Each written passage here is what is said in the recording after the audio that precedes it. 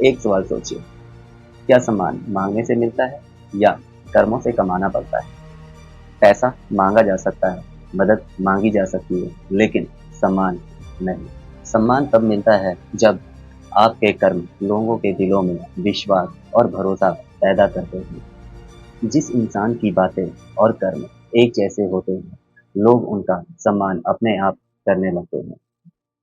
अगर कोई सम्मान मांग भी ले तो वह कुछ समय का हो सकता है, लेकिन जो सम्मान चरित्र, ईमानदारी और अच्छे कर्मों से मिलता है, वह लंबे समय तक टिका रहता है। जैसे बाबा साहेब डॉक्टर भीमराव अंबेडकर जी, स्वामी विवेकानंद जी। इसलिए सम्मान पाने का सबसे अच्छा तरीका है, अपने कर्मों को इतना अच्छा बनाइए कि लोग आपका सम्मान करें, कहना ना पड़े। आपकी क्या राय है? सम्मान मांगने से मिलता है या कर्मों से?